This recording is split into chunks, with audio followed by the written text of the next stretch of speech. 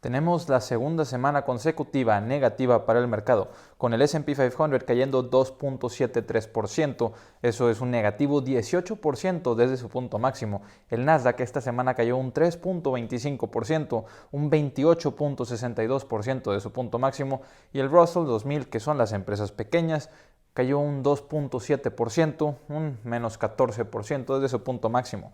Y esto para reiterar que para todos aquellos que piensen que el mercado ya se estaba recuperando a sus puntos altos, pues nos damos cuenta que un menos 18%, un menos 28%, después de que el mercado subió de manera positiva por 5 semanas y solo ha caído 2 semanas, alrededor de un 2%, nos damos cuenta que efectivamente esa recuperación era muchísimo menor a lo que en realidad estábamos viendo. O sea, gráficamente podría notarse como algo importante, pero muchas empresas, más las tecnológicas, siguen cotizando a evaluaciones muchísimo más bajas que lo histórico. Y sí, constantemente hay reevaluaciones en las distintas industrias que suelen cotizar más caro, y una vez que esas industrias maduran, una vez que esas industrias dejan de tener tanto crecimiento, esas empresas ya empiezan a cotizar más barato. Anteriormente, la industria automotriz demandaba múltiplos mucho más altos. Y no fue sino hasta que llegaron los autos eléctricos que se volvió a demandar múltiplos altos. Y sí, es un exceso el múltiplo que demandan empresas como Tesla o como NIO,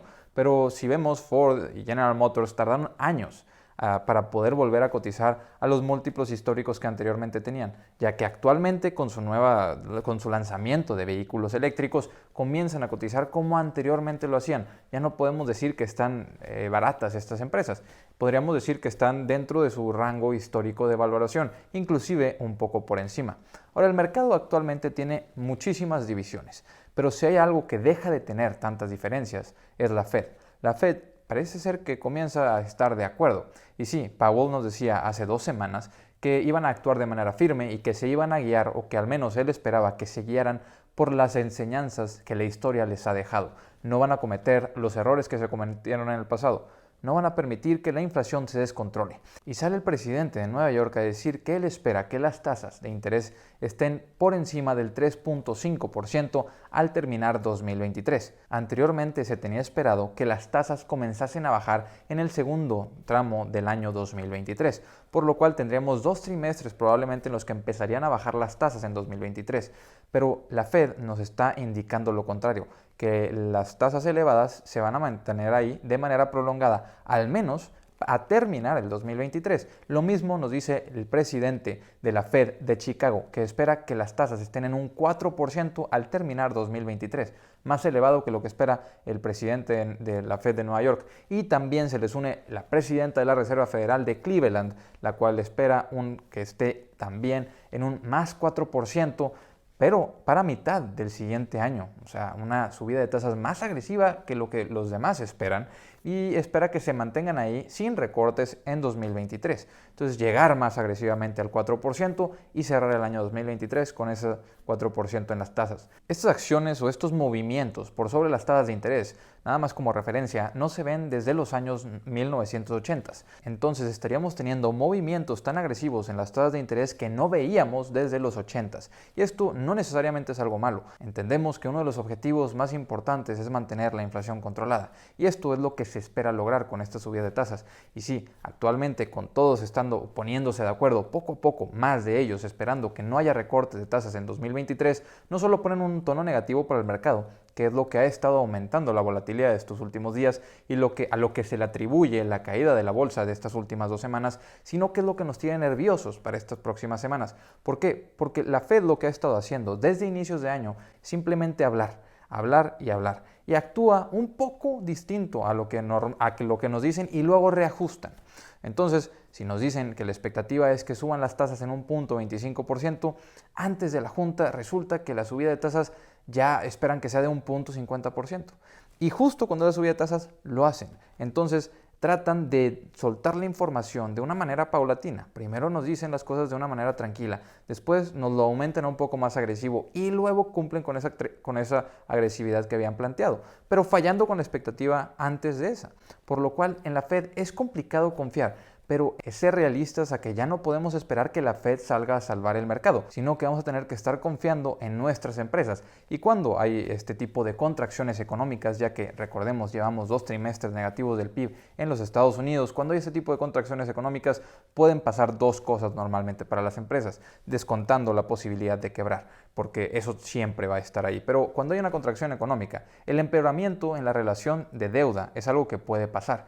Y este impacto es para el largo plazo.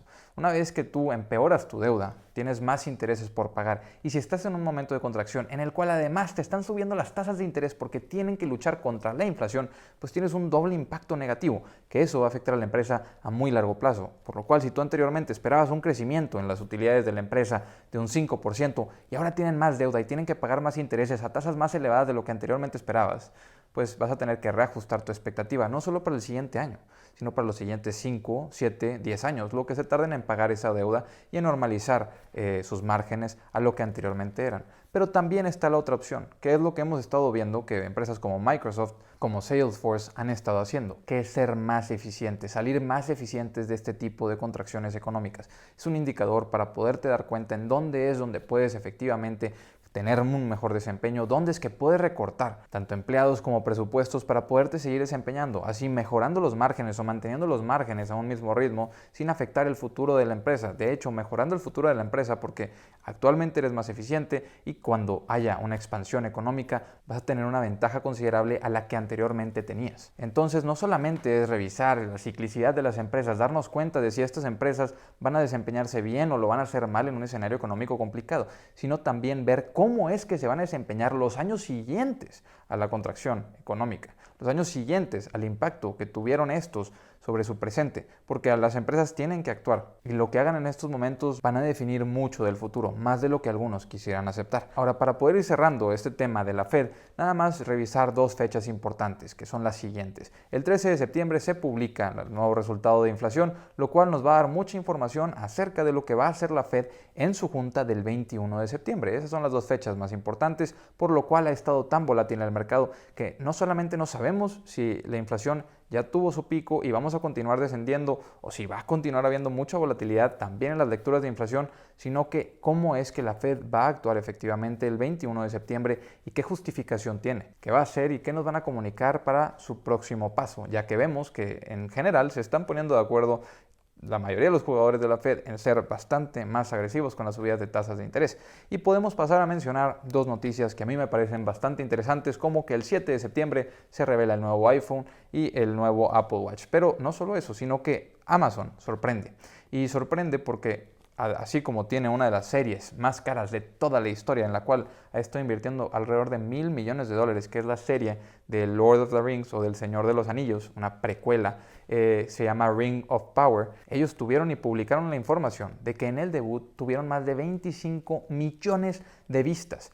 Esto lo podemos comparar con los 10 millones de vistas que tuvieron en la serie precuela de Game of Thrones HBO. Hace unas semanas la precuela de Game of Thrones levantó 10 millones de vistas, lo cual era bastante impresionante.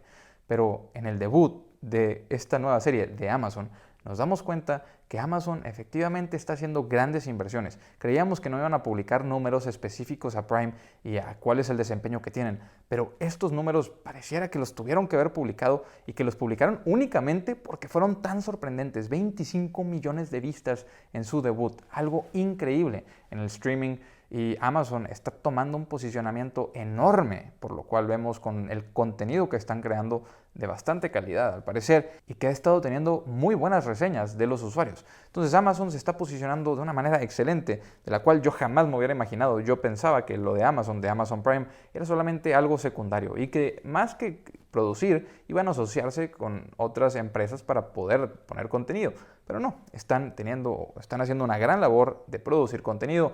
Con la compra de MGM, lógicamente también ha sido algo que ha aumentado todo eso de una manera increíble, pero es impresionante ver los avances de Amazon y que hacen distintos rubros constantemente. Ahora, para terminar, quiero mencionar nada más unos datos económicos. El sentimiento del consumidor, que es algo que preocupa bastante, está en 58.2 para el mes de agosto. Mejoró del mes de julio de 51.5. Y sí, estos son indicadores que utilizan tanto Ray Dalio, que utiliza Cathie Wood, que lo ha mencionado Cathie Wood muchas veces, y vemos que aunque está mejorando, está en un punto bastante pesimista. El consumidor todavía tiene muchas dudas del mercado, todavía no sabe qué esperar, todavía está nervioso por el tema inflacionario y esto va a hacer que siga afectándose la cadena de suministros y que la Fed también esté desconfiando de los resultados de la inflación, porque lo que nos ha dicho Jerome Powell es que él no va a esperar que haya 3-4 meses de que la inflación se ve que esté controlada. Ellos quieren que sea un resultado prolongado de que la inflación esté controlada y de mejorar el sentimiento del consumidor. Podremos ahora sí ver si efectivamente la inflación se está controlando con un consumidor saludable o si únicamente es porque el sentimiento del consumidor está bastante negativo y no están actuando de una manera normal, porque todavía falta ver cómo va a ser el consumo en las épocas de diciembre, por ejemplo, y cómo se va a comportar la cadena de suministros y qué va a estar pasando con todo eso y con el precio de los combustibles. Y a esto sumarle lo que mencionábamos hace 3 videos del tema de los CEOs, que han estado bajando su confianza. Muchos de ellos esperan que continúe el tema económico, que continuemos en un escenario pesimista o de contracción en la economía de los Estados Unidos, que continúe esta recesión los próximos meses y que la cadena de suministros y que la inflación siga impactando por sobre los resultados hasta 2023, que sigue impactando durante el año 2023, no que se solucione para esta época, más bien que empeore para finales de este año. Entonces ahí estamos viendo que el consumidor no se siente tranquilo y estamos viendo que los CEOs de las empresas nos están advirtiendo de que este va a ser un fin de año bastante complicado para las empresas, lo cual puede significar más inflación, más problemas en la cadena de suministros, pero también pudiera significar que el consumidor no salga a comprar tanto como se espera, contrayendo más la economía, pero sí, efectivamente, terminando con las preocupaciones de la inflación. Entonces, esa es la línea con la que la Fed está teniendo problemas. El cuidar lo suficiente el tema inflacionario sin tumbar tanto la economía. Para terminar con una nota algo positiva, la Fed de Atlanta, que eran los que esperaban que hubiera una contracción económica, los cuales ya pronosticaban que estuviéramos con 2 trimestres negativos, que hubiera una recesión efectivamente, la Fed de Atlanta sale a decir que para este tercer trimestre del año esperan un PIB positivo en los Estados Unidos.